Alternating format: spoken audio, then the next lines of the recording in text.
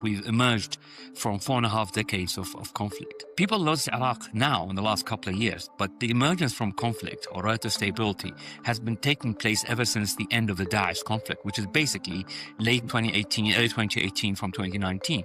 Those who've been in Bahrain 2019 and those who've maybe read my work from then, I did a big travel report then, and the idea was an economy that's under transformation. Basically, what we don't realize, and it's very hard for people unless you go and see, is what is the cumulative positive effects of relative stability. In Iraq, you'd say right now, I'm saying to you, 2019. So keep in mind, we had COVID in 2020 and all the other bits and pieces. People say, what, that's relative stability? For Iraq, it is absolute relative stability. Hello, everyone, and welcome back to another episode of Majlis in Markets. As always, I'm your host, Hassan Jivraj. I don't know what episode we've made it to, but we've come very far since November 2023. And please, before we start this podcast, remember to like, share, and subscribe, and also leave us a rating wherever you're listening or watching this podcast. But now I'd like to introduce my guest for today's episode, Ahmed Tabaqchali. Said Ahmed, welcome to the podcast. Hi. Ahmed, it's really great. It's really great having you on the podcast. You know, I reached out to you for the first time in October 2021, or maybe even before that, for an article I was writing about. Long? Yeah, yes, it was. I was actually writing a piece when I was working at an EM debt startup about Iraq's debt situation, and know, I read some research that you did. And obviously you've got, and then I found out about your background and everything and how much you've been writing about the Iraqi economy for over decades, and you've been writing about the Iraqi financial sector and all the different things happening in Iraq and in other areas as well, before we'll get on to what you're doing in your professional. But Ahmed, could you give our listeners and viewers your background story? Okay. Well, this thing is sadly you only have an hour for the whole thing and asking questions. Otherwise, I could talk for hours about my background. But in a nutshell, basically, I'm an Iraqi. I am a son of a career diplomat. So I spent most of my life living and studying almost all over the world. I came to Iraq sort of not versus a normal way. I left Iraq as a teenager in the 70s, went to Algiers, got my baccalaureate there, went to the UK, did some A-levels, went to New Zealand, graduated and mathematics stuff, came back to the UK, graduated, finished a master's degree in mathematics. And since then, I've been working financial markets, mostly in London, and exclusively in London, working for US financial firms or US brokerage houses that sell US equities to European investors. So I was mostly what's called an institutional salesperson, specializing in US equities. That was my background. Over the years, as everybody sort of gets aware of other markets and other developments, you end up by looking at other areas. And in time, I don't know how long, so let's say early 2000s, I started looking at the Middle East, and I spent a time in Dubai, and I was in 2000 and was it 2? I think, 2000 and 2003, I was hired by a major Kuwaiti bank to head their brokerage operations. And so I was, moved in the Middle East almost on a full-time basis. I had a short stint for a couple of years in Dubai, 2005 and 2006. Basically, what I did, I worked on creating ETFs, trying to make the markets more, at the time, they were far less accessible than they are today. And I was working on ETFs and index creation and all that kind of stuff. So anyway, long story short, 2008 to Kuwait, I was head of the brokerage for one of the major banks there. And in time, the bank had an operation in Iraq. They bought a majority stake in an Iraqi bank. And I was invited to sit on the board of that bank in 2012. And sort of gradually, I got reintroduced to Iraq. And in 2013, 2014, when Iraqi equity markets were opening up to the whole world, I thought was a fascinating opportunity in the sense that it reminded me of comparisons are always, one should always treat them with caution because every country is dynamic, size, and so is different. But it reminded me very much so of the same time, the opening of India in the 1990s, or emerging markets and so forth. And this was one emerging market that I knew a lot about because one, I'm a native, but also sort of I do understand the equation. My sort of, or what my perceived value add was that I could fit in both cultures fairly easily. And that's really where sort of I end up by leaving the bank. I worked with them on an IPO for one of the major telecom operators. And that's when I got in touch with my current partners at AFC Capital. At the time, they were already investing in Iraq, and we met in a conference in Erbil 13, and sort of we seemed to have a lot in common. And so when ISIS, or Daesh, I'd say more likely, invaded Mosul, and that we thought, I at least told myself, that was a perfect time to re-entry. because basically that was when fear was extreme. Everybody thought Iraq was coming to an end and all that kind of stuff. And then we looked at it and said, well, that's really what the opportunity is. Because the essence of what we do, or the essence of actually the way I look at investing in Iraq in a way, is there's always a delta. There's always a difference between real and perceived risk. As you know, given the nature of the information flow on the country, it's fairly terrible. Even up to now, it's fairly terrible. And there's a gap between perceived and real risk.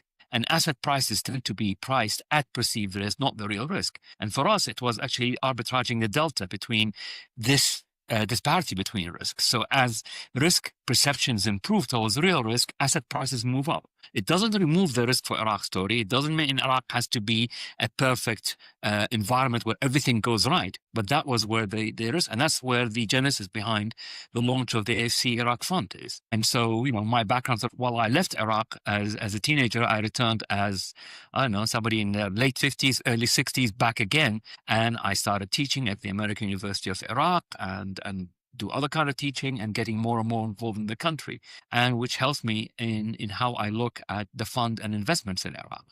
Ahmed, you know, this is a really great background you've had, and I think you're really well placed to talk about what's happening in Iraq and the economy over there. I think Iraq is not very well covered by a lot of the mainstream media.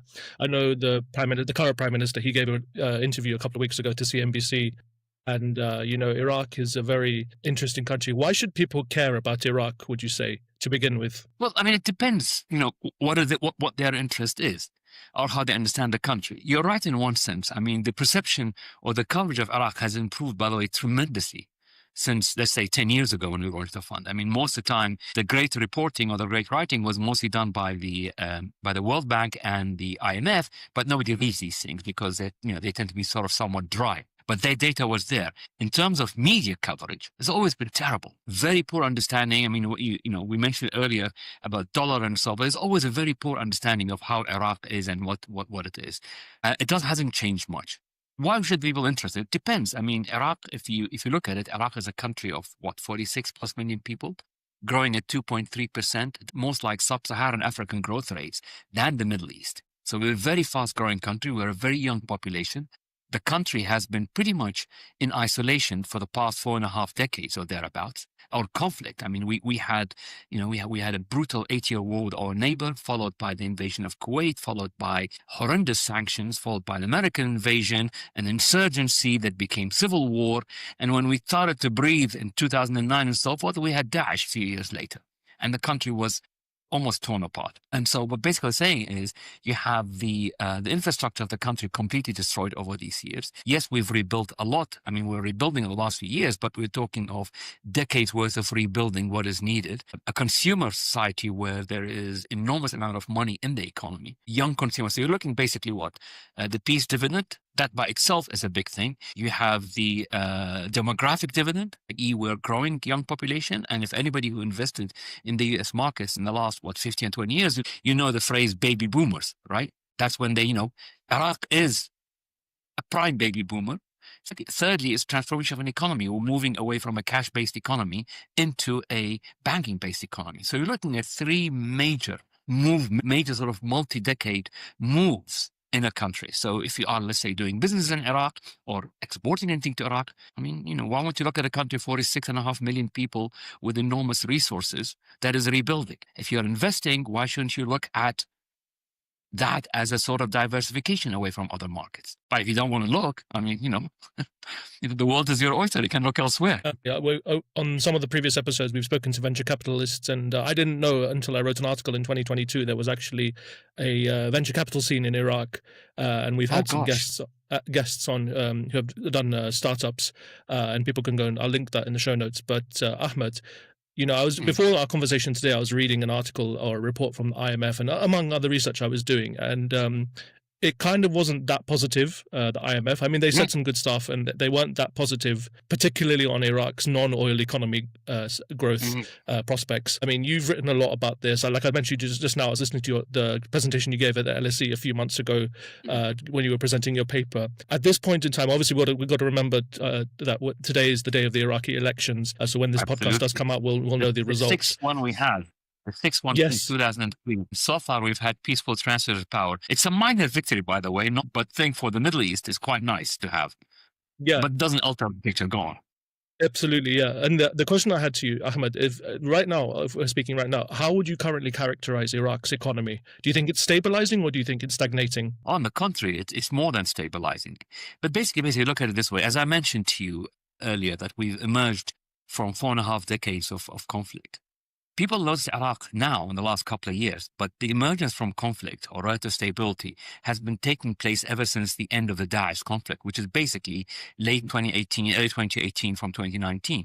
Those who have been in Baghdad in 2019 and those who've maybe read my work from then, I did a big travel report then, and the idea was an economy that's under transformation. But basically what we don't realize, and it's very hard for people unless you go and see, is what is the cumulative positive effects of relative stability. I mean, Iraq, you'd say right now, I'm saying to you, 2019. So keep in mind, we had COVID in 2020 and all the other bits and pieces. People say, what, that's relative stability? For Iraq, it is absolute relative stability. Has, been in a state of conflict forever. So from 2019 onwards, we've had a relative stability. And the cumulative positive effects of that are really hard to quantify until you see, but you can see them now. Because look, when you can things better, i.e. better and better and better, when things are stable, bits and pieces add up. So people begin to venture out, for example. Like when I first came back in Baghdad in 2017, people don't go out much at night. They invite you to their homes. You don't ride any cab unless you're really comfortable with them. You don't go out. Now you go out in Baghdad and it's like 12 o'clock at night. People are still just beginning to go to restaurants, and restaurants don't close until 1 or 2 or 3 in the morning. And life is full. But with that, you get construction activity. People begin to build roads. I mean, Baghdad is undergoing a transformation. The last time we've seen was in the 80s. So you have those taking place, which are all positive, but they built on. What you have is what self-reinforcing positive cycle, which is the reverse of what we had. So every time you do something good, you build upon it and it builds up. That's why I always call it the positive cumulative effects of relative stability. It's not one effect, it's a building on process. The other one, which is fairly major, and its relations to what I talked about at the LSE, was the banking transformation. So basically, everybody looks at dollar flows and stuff like that, and you hear all kinds of talks and conspiracy theories about money smuggling, dollar smuggling, all the usual stuff that makes the Wild West pretty mild in comparison to what you hear. But basically, the underlying of all of what we had is, look, as a country right now, we don't export anything. We almost export. The only thing we export is oil. We import almost everything. So basically, the source of foreign currency is in dollars, and it's only via government, basically oil sales. While demand for private goods and so is from the private sector, which is mostly informal. So the question is, how does the informal sector access formal dollars through the auction? And that's when you had the compromise that complicated it. People came up with all kinds of stuff. A lot of them on the surface were correct, i.e. fake invoices and so forth, but they were in nature of how the Hawala system functioned in Iraq. The 2022 changes changed all of that. So what it meant is that we started moving to transfer currency exactly like every other country does in the world. And people don't realize it, but let me give you some data, because the thing is, I'm one of few people who is most data-driven as opposed to opinion. In my mind, as years of working in financial markets, I've learned almost in every subject, people can talk, and there's always an opinion. Financial markets, your opinion doesn't matter. It's the results that matter. Data what matters more than anything else. Numbers don't lie. In a way, yeah. I mean, numbers can lie if you don't understand them. That's where the thing is, yeah. But numbers are pure numbers. So if you look at the transfers done to the central bank, right, in 2023, which is the first full year after the imposition of the changes that we've had in November 22, we've had, through correspondent banking relationships, and I mean real correspondent bankers, so you're talking banks like JP Morgan, like Citicorp, the major US banks, 2.6, so let's round the figures, $23 billion out of $56 billion went through that system. So you're talking something like 40.5%. The following year, because, it takes evolution, things don't happen in one day. So in 2024, we've had $58 billion went through corresponding system out of an 81 billion. So you're talking something like 72%. Year to date, as of the end of July, we have something like 43 billion out of 48 billion went through correspondent banking. So that's 89%. So not only is our volume of trade growing because we have higher transparency, because the figures year to date in July show you are showing something like 9%.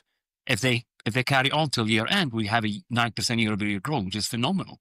So you go in from 40% goes into correspondent banking, into 72%, into 89%, which means we're evolving and becoming very much like every other country. That talks you about stabilization with the currency and all that kind of stuff. So we are moving in the right way. So coming back to your question earlier is where are we that? So we have that transformation driving the economy. We have that one there. So basically our economy is going in massive transformation.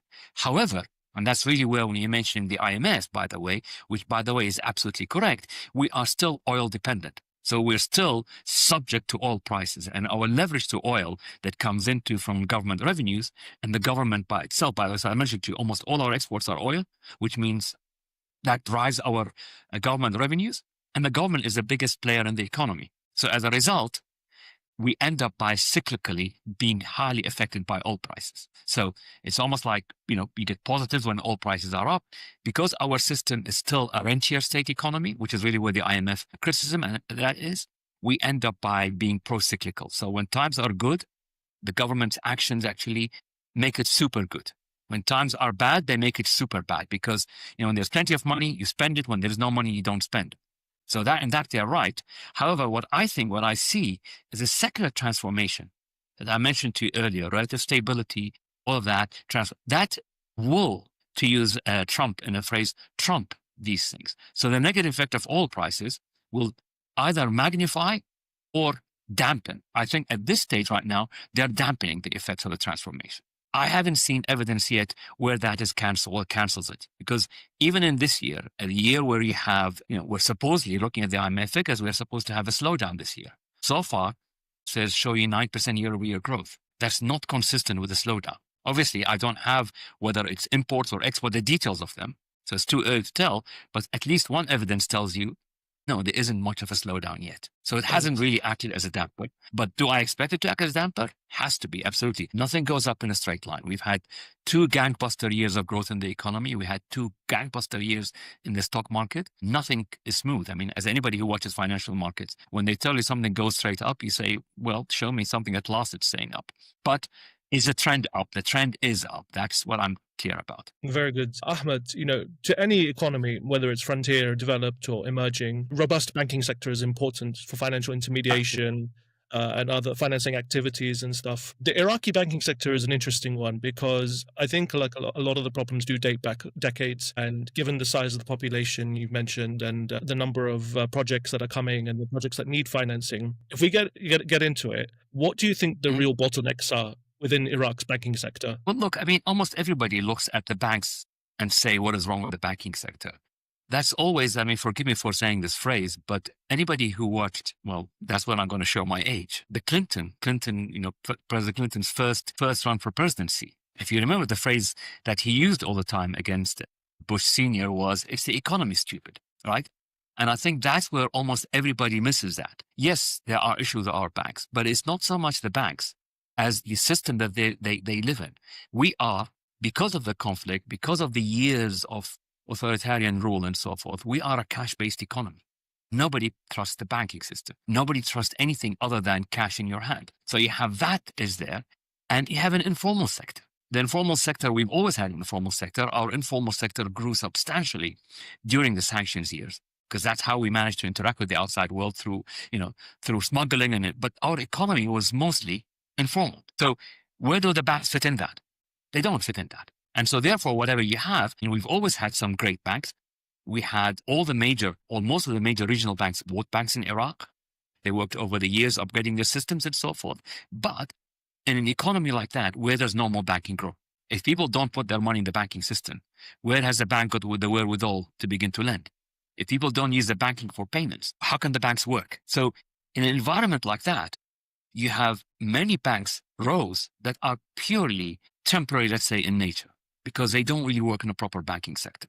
Most of them worked as sort of, I would say, extensions of an informal system. So Hawalas, as you must be aware of, it's a system that actually that connected the Middle East to India and to the whole, like the whole India and everywhere around it. Hawala goes for hundreds of years. Hawala, is very informal. I give you money, someone here, somebody else gives you money there instantly. That dominated the economy. The thing is with Hawala and stuff like that, people always associated with money laundering and so forth. The question is, yes, there are risks in that, but it's an informal.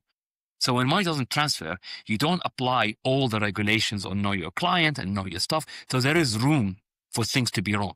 Whether they're wrong, that's subject to the imagination, because you get sort of most Western analysts who go and freak out about something like that. But generally, Middle East, and very well, most trade happens by trust. I trust you and trust me.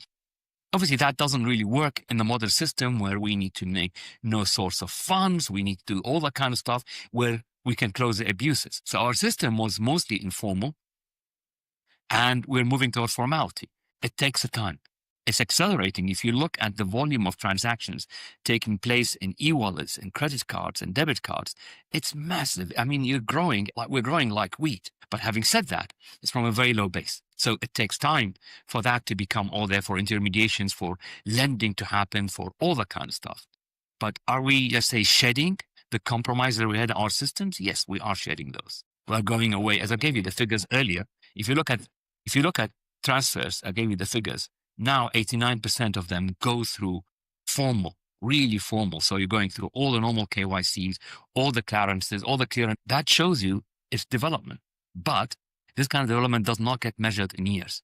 It takes decades. I mean, not decades, I would say, but let's say the move from informality. Iraq, what people don't see is Iraq has been a massive move towards formality over the last couple of years. But as I said, it takes forever for an informal structure to really become formal.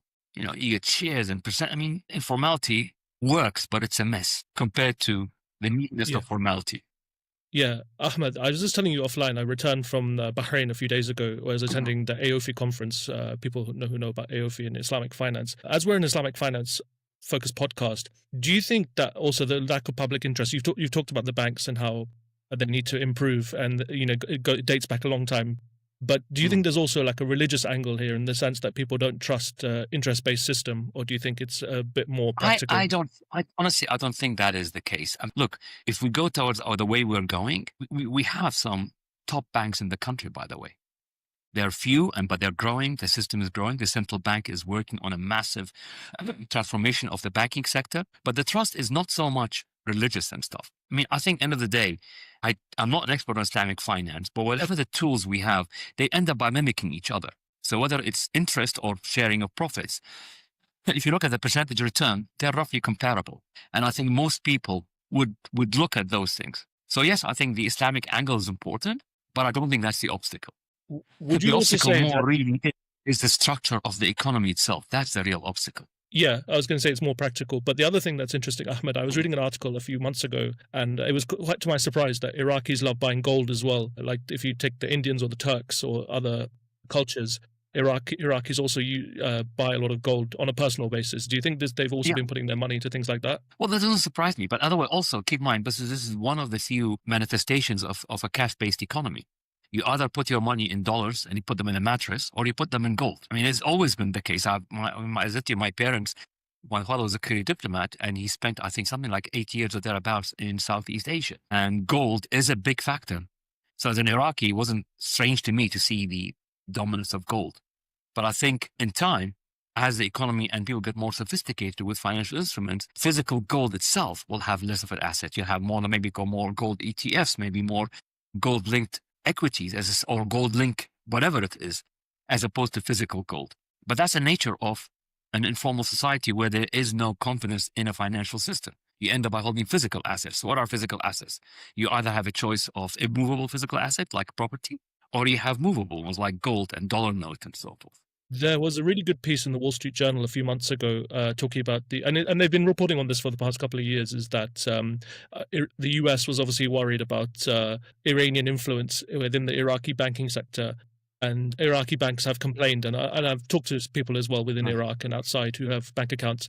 They do complain that the lack of dollars within the banking sector. Do you think like the impact of the US or the influence of the US is stifling the Iraq's development with regards to its banking sector? Honestly, think all these talks of lack of dollars and so forth, mostly, I don't know, when I read them, all of these things, they start with thorough investigations of scoring something on a few $1 million.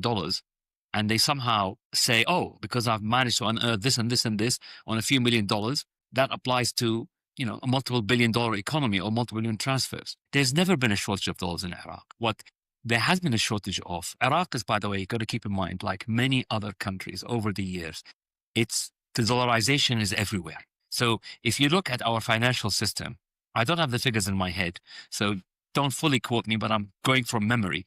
Something like, I think, 30 to 35% of all deposits in the banking sector are in dollars. So how big is the actual cash dollars in the economy? There are no figures of that. Imagine at least 30 to 50% of the currency in circulation is dollars. So there's always access to dollars. We've always had dollars. I mean, when I first came to Baghdad, when you change dollars, a taxi driver changes dollars. I'm not a taxi driver, but like you go to almost everywhere, you can change dollars. It's not that difficult. Dollars are available.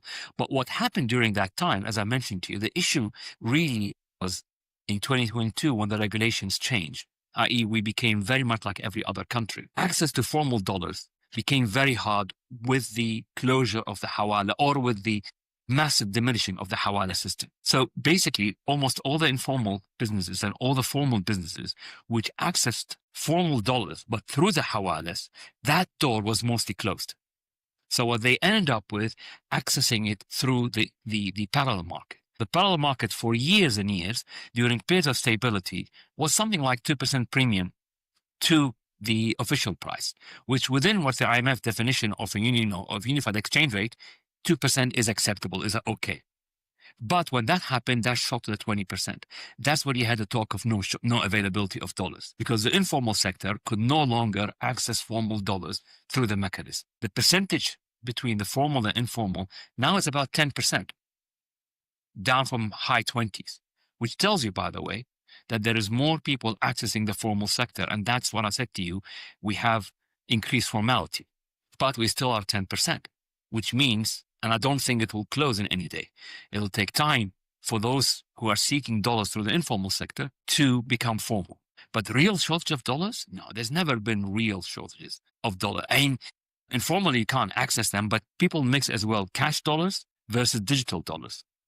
If it's me and you, by the way, and we are merchants, or what we call in Iraq, Tujjar Junta, or the suitcase merchants, you go with a suitcase full of dollars, you go and buy stuff and come back. Physical dollars might be an issue for them. But if you're importing a few hundred millions of dollars worth of items, you don't do them in cash. You do them through the banking sector. And that, as long as your papers were clear, was always a possibility. And they're just the figures I gave you earlier, and these are just figures, just shows you how much more is going through the formal sector. So formal sector from 40% in the first year of experience into 89%. That runs at the same time as a decline in the difference between the premium, between the official and the unofficial market. So it's not what people say it is. The talk that most of the time about money going to Iran and so forth, I think that's a lot to do with, honestly, with I don't know, as I said to you earlier, conspiracy stories that make the Wild West seem very, very tame. Because, people like, we do, by the way, trade with Iran. People don't realize that. Iran is one of the top 3, exporters to Iraq. And we trade mostly with Iranian sort of merchants. So when we buy tomatoes from Iran, or we buy vegetables and cars, we're not buying them from the regime. So they're not subject to sanctions thereabouts. And, if we're doing $8 to $9 billion worth of trade, you know how people always think that all goes into, back in the back of donkeys or lorries into Iran. $1 billion weighs a ton and fills one of those huge trailers. So $8 billion. Can you imagine $8 billion leaving Iraq, going to Iran? And just think, by the way, of the logistics. You have to count them when they leave, and the $8 billion, if it's received in Iran, got to count them, and then they've got to go outside. Because what will Iran do with dollars? What would you do dollars inside Iran? As an individual, I would keep them under the mat because I don't trust my system. But what do I do with them? I need them to trade with the outside world. So then that $8 billion a year leaves and goes where? China, India, all the places Iran trades with. Really? I think a lot, honestly. I'm not saying that the investigations are wrong. I have no reasons to doubt them, but you can't extrapolate from a few $1 million worth of very iffy transactions into the whole banking sector. People don't do this with the West. I mean, if you follow the Western, and you see, there was almost a year ago or so, as I mentioned it in my thing, TD Bank in the US. People don't know what TD Bank is. TD Bank is a Canadian bank. It's the 10th largest in deposits in the US. It was actually fined by the regulator by a few $billion. If I remember, a few $billion. I don't have the figures in my head, but they were fined because they enabled money laundering for over 10 years by smuggling or whatever it is. Nobody goes in and says, oh my God, 10th biggest bank in the US was involved in this, and everything that bank does is no. I mean, scale. People take a few million in Iraq and they say, oh, it applied to the whole system. But when a few billion happen elsewhere, nobody takes that and goes, oh yeah, the whole Western system is. Yeah, there's been a lot of controversies. You know what I mean? There's more of a, when it comes to Iraq, given our ugly history, and I really don't blame people for looking at that.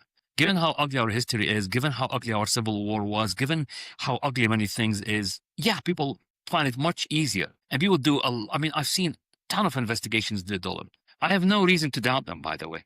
But if you add up, you're talking a few millions, at best tens of millions, at best hundreds of millions. But hundreds of millions of something wrong does not mean 80 billion of something is wrong. It doesn't mean we don't fight the wrong. It doesn't mean we excuse it. Because, you know, any criminal activity when it comes to money, it's not excusable.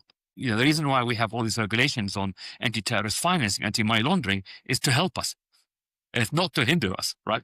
So we should fight anything wrong. We can't take that small part and extrapolate to the whole country. Makes no sense. If you do it to every other country. With this low public trust and all these inherent challenges within Iraq's banking sector, do you think, I know the government's got a plan or has talked about a plan for fintech and digital payments, and obviously, like I just mentioned, I just came back from Bahrain and they have like a fantastic digital payment infrastructure. Do you think Iraq can, introduce its own kind of fintech or digital payments? Well, look, I think that we need to all step back from the way you use the phrase fintech and adding so much glamour to it. I mentioned to you Hawala. Hawala is the world's first fintech. It's actually, if you look at almost all the developments in fintech, they are still in the Hawala sector, right? In transfers. Look at the latest banking stuff. They're no different than the Hawala. In a sense, payments. So you look at fintech and all that, you look at, first of all, as a payments mechanism. We have payments mechanism. Our current payment structure is expensive. People don't like the expense that come with it. Transfer costs are very high. The reason why people remittances still use Hawala and why almost all developments in fintechs are still in transfers, in transfer companies, still in there. So that, I think, that in terms of whether we are progressing in the right track, in terms of if you look at payments, yes, we are. As I said to you, if you look at the growth, and if you've seen my writings in the past, I'm going to have something fairly soon on that. The rise in transfers in terms of the amount of transactions that take place on cards, whether they're digital wallets, i.e. phone wallets and so forth, which are, by the way, are all the rage in Iraq, as well as in cards, they are going in leaps and bounds, but from a very low base. Now, almost everything in Iraq is done there. I mean, one of the things that people don't realize, and, you know, it's quite funny, is, you know, the concept of leapfrog. So you look at some of the most modern things, you know, let's say if you travel to Dubai, you have the e-gate, right? Dubai had e-gates since, I don't know, 2004, 5, 6, something like that. It developed them way ahead of countries like the UK. But if you look at Iraq, we've had e-gate for almost 2 years, which accept digital passports, ahead of many other countries in the Middle East. I mean, I'm talking small things, right? In terms of now a passport in Iraq, which used to take forever to get, now it can be done in a matter of hours digitally. I mean, these are few bright spots. There are plenty of ugly spots. So I'm not going to tell you these things are what defines us, because we've got a long way to go. We've got a long way of legacy systems, legacy mindsets. I mean, to give you something really strange, I mean, or really funny in a way, it gives them the mindset. Many Iraqis still trust cash. Still, they think cash is the ultimate. Even though it's expensive, it's complicated, it's subject to risk, but they do not trust money, they still trust cash. But you get more and more, let's say, the government, the one of the few things the government did is right, is use what is wrong with us, which is basically the large size of the public sector, as a way to accelerate things. So, you know, government right now, almost, I think in a few months, almost all government payments have to be in payment systems. And that, you know, coming back to an earlier question, you said intermediation. Intermediation can only work if banks play a big part as a savings vehicle, as also as a payment system. We are still, it's happening, by the way, really happening, but as I said to you, from a very low scale. But as all these things happen, and the question is when, I'm not sure I have the answer, but it's very much like the hockey stick. You have growth, and then you have an explosion. People talk about something like 5-7%. That's when it happened in other cultures. Whereas, I'm, as an investor in Iraq, I'm closely watching that because I think that's fairly important. But Is it happening? Yes. You've got to always keep it in mind, when did it happen? How far is happening? You can't compare, by the way, Iraq to places like Bahrain, to places like UAE. These countries have had relative stability for almost, I don't know, 30, 40 years plus. They have clear systems. They've had time to build infrastructure. With us, we have many parts of the infrastructure are not built. So, our problem with electricity hinders our problem with the internet and all that kind of stuff. So for these things to work, you need many multiple parts to move. For us, all the many moving parts, some are in development, some will take massive effort to get them going. So you can't look at one thing without looking at all the stock. But if you ask me as an investor, somebody who's invested in Iraq personally, as well as in that, I see it going the right way. But do I see it risk-free? Of course not. No such thing exists.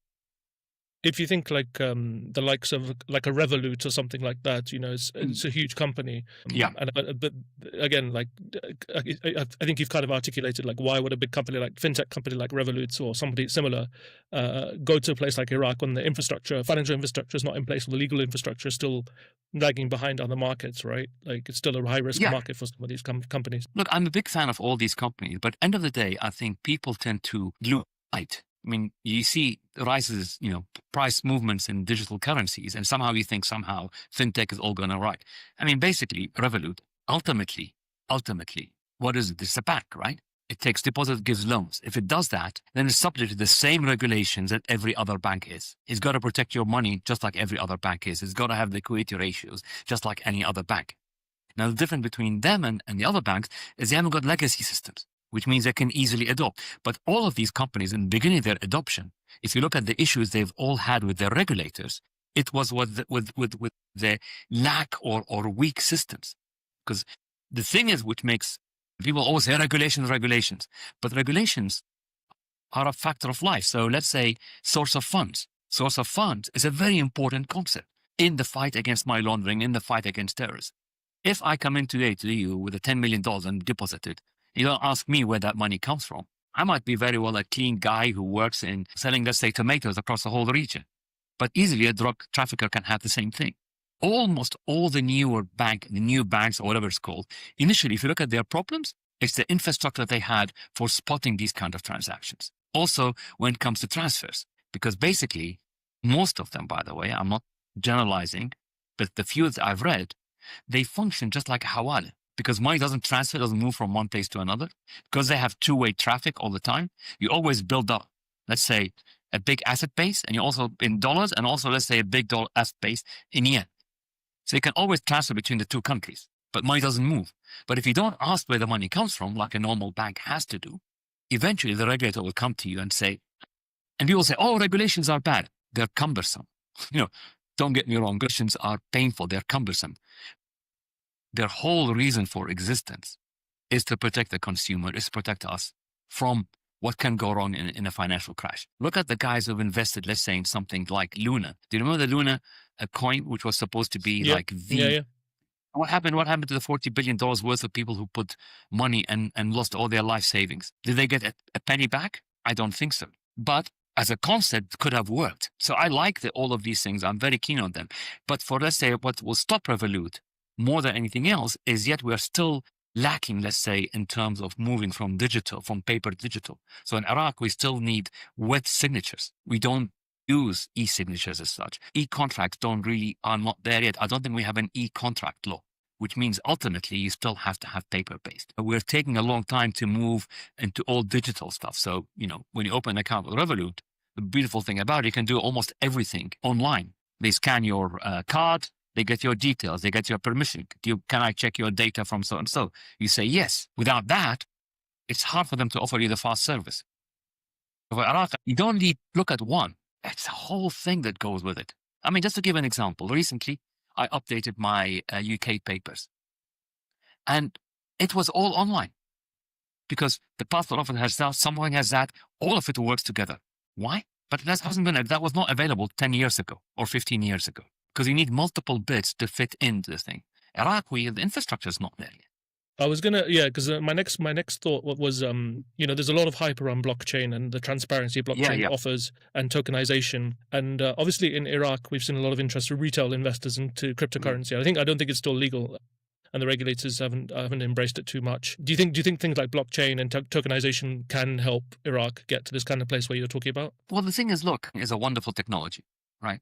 But you got to take it away from the rise in crypto prices. So when you're talking about buying digital currency, people are not buying them to use them as a means of exchange. Who do you know who uses Bitcoin to pay for services? Nobody uses Bitcoin to pay for services or to pay for goods. Why would I, if I had a Bitcoin, and I don't, and much to my regret, because I think people use it more as an asset than a form of exchange, right? They use it more as an asset than an exchange form of exchange. So absolutely, we use it as an asset. But as long as the asset prices go up, if they go down, what happens to use of an asset? People get excited with the price of the Bitcoin and think, oh yeah, we're going to use it. Well, the whole idea of Bitcoin, as romantic and wonderful as it seemed at the time, was that you have no control over the currency. So basically, the issuance of the currency is not subject to politicization or a central bank interaction. All very noble ideas, but nobody's using that. Everybody's excited about the move in prices. And a lot of the uses of these things, I don't know, but it makes sense to me, is in terms of money launderings and what have you. Because ultimately, it's like a super efficient hawala. If you think about it, if I actually go and buy a stable coin, let's say in Baghdad, let's say if it's available, I buy it today, and within seconds I sell it in Mexico or sell it in Uganda or anywhere else, the risk of price movement is very minimal against me, so I tend to keep my asset, but instantly I have money there. Nobody checks on where the money came from and so forth. Right? How much of that does take place, I have no idea, but it's there. But I think that's part of the promise of technology offers. Because the issue we have with fund or money transfer is the cost of the transfer. The cost of the transfers are high because of all the checks that have to do in between. But the mechanism of actually converting your money today using stable coins, of just say, I'm talking dollars, I'm talking, I have a greenback in my hand, I go to a thing, I get a stable coin, I instantly sell a stable coin somewhere else, get a yen somewhere else. That's fast, efficient. We can make use of it, I think, but there is a lot of work to be done. Tokenization, all of these things. The checks on balance, people I when I first read blockchain, I fell in love with it. But also you have the issues of the cost of using that service, the cost of verification of transactions. We always had this idea that transactions are immutable. Well, we're learning more and more that if there's a large number of people who are doing the verification in a certain closed areas, then they can affect the whole blockchain. So, there's, and the cost of it's what? Electricity, the environment. So nothing is cost free, but the technology itself, the concept is fascinating. And I think it will have a revolution on the whole, the way system works. One other thing I want, yeah. Go ahead. The only thing I'm saying is Iraq, what can benefit from, people use the phrase leapfrog. You have the idea of leapfrog. It's only because you have no legacy systems. So as we adopt more and more, same thing with mobile telecom. I think Iraq is similar to India in a sense. Look at, cost of mobile phones and cost of internet in India is one of the lowest in the world, if not the lowest. Partly benefited from lack of infrastructure of fixed lines. Iraq, we have fixed lines, but I haven't seen any house which has a fixed line for years. But we have G and 4G, and it's everywhere. That's kind of a leapfrog. Yeah. Ahmed, I think a lot of people who are not familiar with Iraq will also be quite surprised, and you're specializing in this as well. You mentioned this on the youth podcast you were talking about a couple of months ago, was Iraq has a stock exchange, a local stock exchange. Why hasn't this scaled, do you think, to where it should be? I think it's a question of time. Keep in mind, by the way, the stock exchange, we had phenomenal returns. Again, past, let me be quite clear, past performance is no key for future. I think people got to do their homework and stuff. But, for example, our fund, we were up 110% in 23, up 44 point something in 24. And year to date, we have a muted performance. We're up 12% year to date as of the last month. But we're talking from this in a country that's starting on a very, very low base. So the market is still shallow, still illiquid, not that many number of companies, but these things take time. Our regulations are still old and they still discourage movements towards full financial markets. But if you ask me, is it going? Of course it's happening. I remember, my own personal journey, and you mentioned earlier, where did I start? I remember in 2000 and so forth, and realistically, when I really was fascinated by the Middle East, I was fascinated when you had a wave of IPOs, which happened in 2003, 2005. One of them was a company people don't know many more about. And I'm not going to do a political advertising for them, but as a person, as somebody who was in Western financial markets, a company called Hikma Pharmaceuticals. It's one of the generic pharmaceutical companies. When I looked at that company, and I was stunned that an Arabic company, a Middle East company, with that kind of stuff existed. which made me look into financial markets in the Middle East. And that's how I came and went to, for example, in Dubai, and I worked on ETFs. At that time, indices were not reflective of the stock exchange because, for to have an ETF, you need to have an index that can be replicable. So if you look at the evolution, even of the S&P 500 and so forth, it's an index that's replicable, i.e. somebody can recreate it. That was non-starter in the days when we started. And the first ETF we tried to launch, and I worked out on an index. We called it Falcon Index. It was called Following All Arabic Liquid Companies. And the idea, we tried to work with creating an index that can be replicated in a portfolio. But the challenges were next to impossible. The liquidity in the market, the concentration. That's 2005. Now you look at the UAE, one of the most major markets in the world. In 2005, when everything looked so impossible, so hard. Today, it's a given. And Iraq, I don't think it can do it in 20 years. It'll probably take longer to grow the size of that market because you need relative stability. But having said that, cumulative positive effects can have something. So I mean, the market is tiny. It's actually shallow, but it's going the right place. How do I see the right place? So far, there is no real foreign interest in Iraq. People still see the media coverage, still see all the kind of stuff. If you ask me, I look at Iraqis. There are more and more Iraqis. Like I worked in financial reform. I worked in the team that worked on the economic transformation or change in 20. And I don't know at the time, Iraqi officials didn't know what the existence of a stock market. And I tell them, no, it exists right here, in Baghdad. Go down there, you'll find it. Most Iraqis didn't know. Now, Iraqis as general have discovered the market. So they're coming in and participating. But as I said to you, these things takes time. Go back earlier. What are people's savings most? They are physical assets, gold, property, physical dollars. To move into paper, that's a long-term process. Do you think the involvement, I know a few months ago there was an agreement between, I think, stock exchange in Iraq and Abu Dhabi Securities Exchange.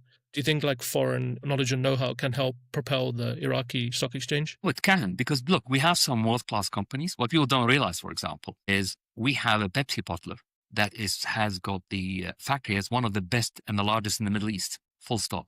We do have that. So we do have world-class companies. Not many, granted, not many, very few. But the thing is, what the agreement, once it happens, what it does, the positive part of it is that if you are an investor in the Abu Dhabi Stock Exchange, you deal through your local broker, you buy an Iraqi asset as if you're buying a UAE one, which means settlement, money transfer, all that stuff, you don't worry about it. That is a major opening for Iraq. Obviously, to make that happen, you have to do a lot of work like plumbing and so forth. But it shows you there is interest in Iraq and interest in, because no matter how many positive things I say, because I always end up by being biased, we are still a long way in our infrastructure, our human capacity issues, our physical systems. A lot of our stuff is an early process. So in working with something like the Abu Dhabi Stock Exchange and opening up others, we benefit from their investments in the infrastructure. So if you can buy a share of this company through your local Abu Dhabi broker, and you transfer the money as if you're transferring it just like there, what prevents you from looking at it? Whereas if you have to do it in Iraq, you have to send your papers to Iraq, you got to get attestation, documentation, God knows how much paperwork you got to do. Most people say, can't be bothered. Same thing if you're an institution. People don't realize settlement and clearing, having the existence of custodians, all of it. It's much easier if you do them through your local, let's say Saudi or Abu Dhabi or Emirati or Qatari one. So these kind of promises are very much right. For me, the important part of them really is not only that, but it shows you that the region, our neighbors, other part of our neighbors are interested in the country. Yeah, I think we have neighbors more than when people think about this, more than Iran. We have more neighbors than just Iran. As important as that.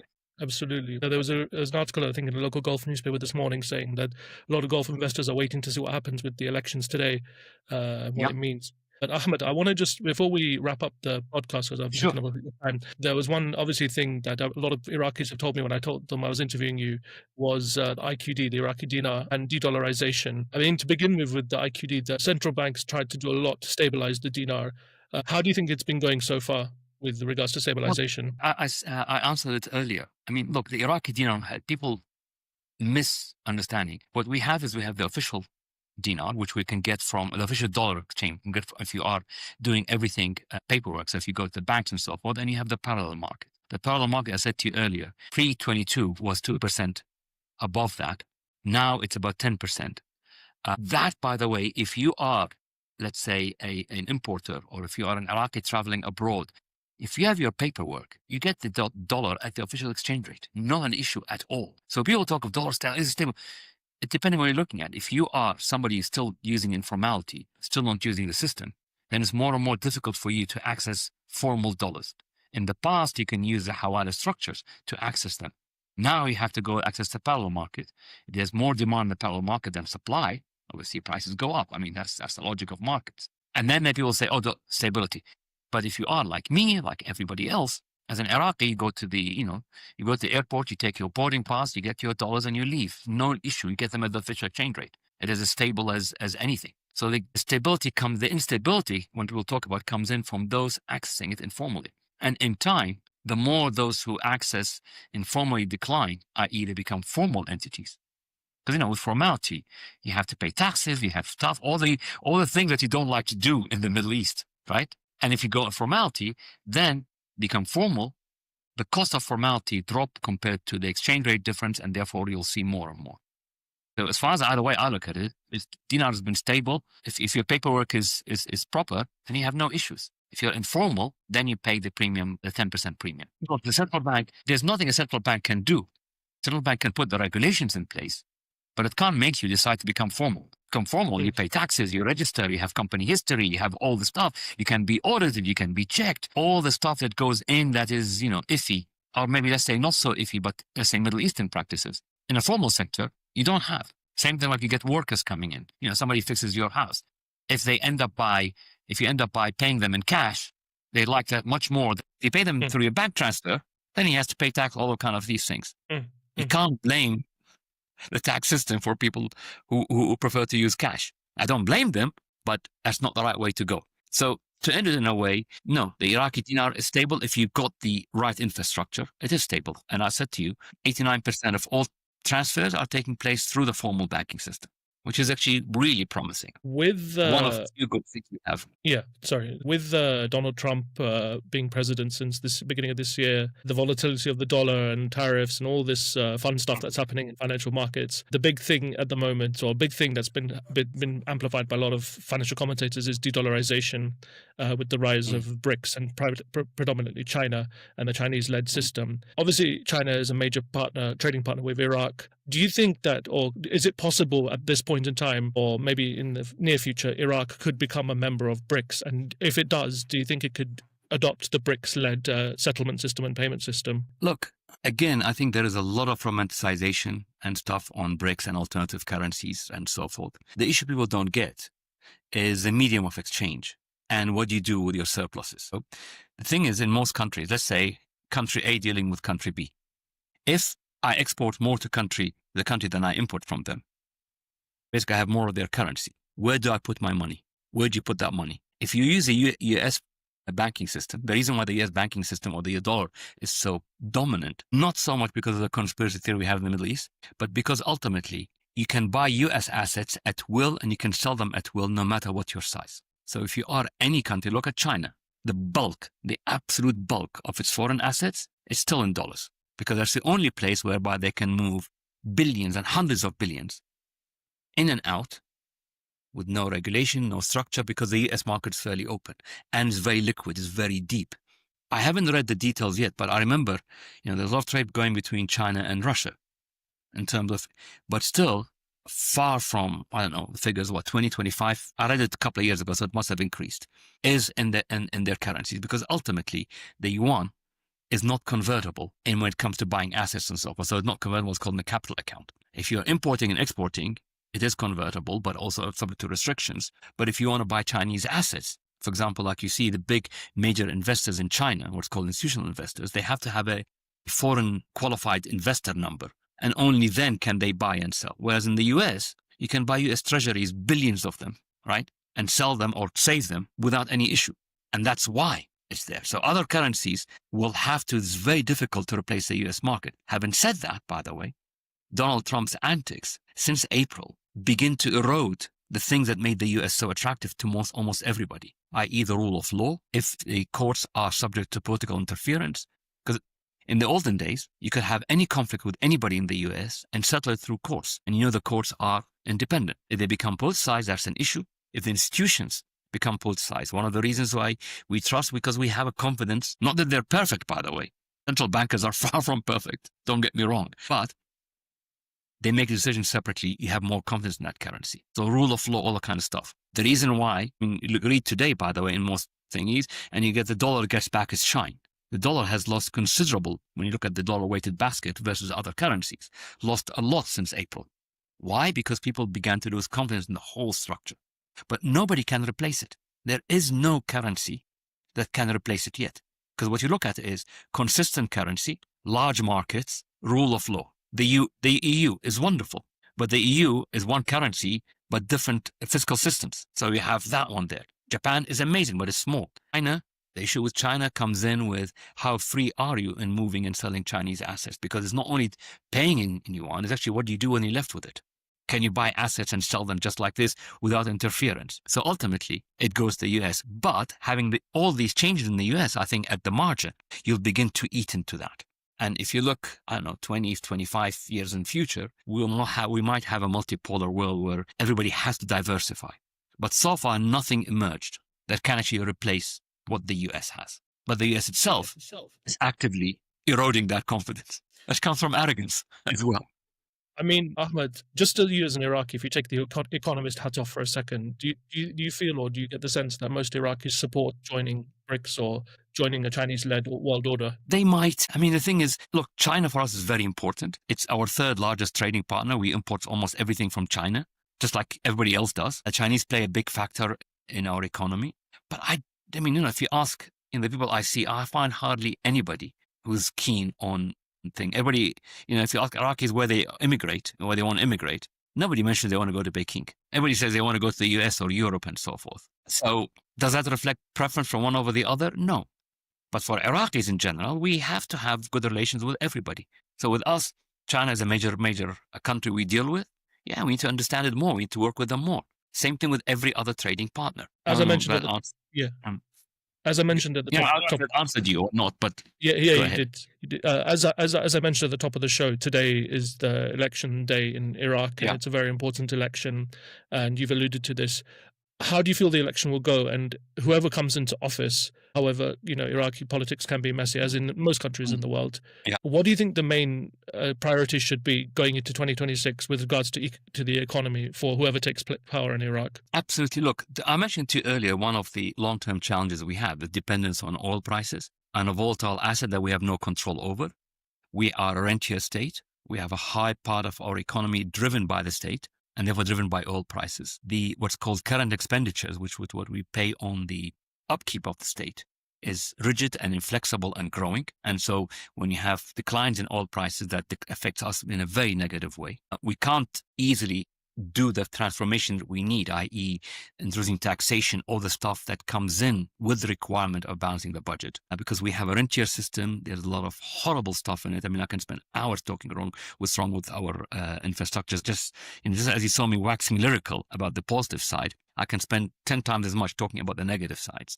But I think the priority for any upcoming government, whoever it is actually to look at the budget and work out a plan to minimize subsidies, because they eat an enormous amount of the budget. We need to begin to induce more and more taxation to balance that, because we can't spend almost everything we earn on salaries and pensions and what have you, and nothing on infrastructure. And we have to grow our debt market, because I think we need to issue more and more debt to augment oil spending while we're going through the process. So what is needed is the same things that were discussed a few years ago and what's called the white paper in terms of economic transformation on the budget. Controlling rigid. I mean, if you read the IMF's report, it's exactly that. I think, if anything, by the way, the IMF was being sort of soft on Iraq. I think they should have been harder in terms of, because the risks are there, real. They could hurt us if we don't do the stuff down the line, if we don't work at cutting down the dependence on the budget for almost everything. So what comes to subsidies, whether that affects our our gas and oil, so power and electricity in the economy, our salaries, how we do taxation, our pensions, how we work, they are workable, but we need some sort of discipline. I see that discipline coming in from the bond markets. As we issue more debt, the bond markets will issue discipline. Just look at the reversal they forced on, the UK's, not this one, not the prior one, the hapless prime minister who had to resign in a few weeks after, the one who was compared to a cabbage for a while because the bond market revolted. Same thing, Trump's, the worst of the policies of April were reversed because the decline. So the bond markets can act as a regulator of government, the bad part of government spending or government decisions and so forth. And I think we as Iraq, we desperately need something like that. So we'll end up by doing more on this. And that's where I see the challenges going ahead. Ahmed, tell us any projects you're working on, any upcoming projects you're working on. Me? Yeah. Well, I mean, working any on publications or anything coming or anything. Well, no, I mean, like, look, I mean, I've got a few bits and coming out in terms of writing. The fund is the number one priority. I continue to write on Iraq because it matters to me. It matters, I think, to anybody who look. And if anything I do that helps people look in Iraq in a realistic way, not positive, mind you. I'm not about positive and feel good factor, but realistic. You look at evidence and judge. That I continue to work on. Anything?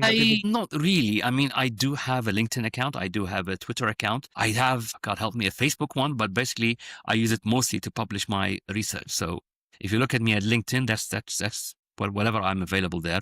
Twitter, or I should be careful, it's called X, not Twitter anymore. I'm using less and less and less, but so whenever I can publish my work, whenever there's readership for it, I tend to be active. But on a personal level, hardly, if anything. I'm still old school when it comes to personal stuff.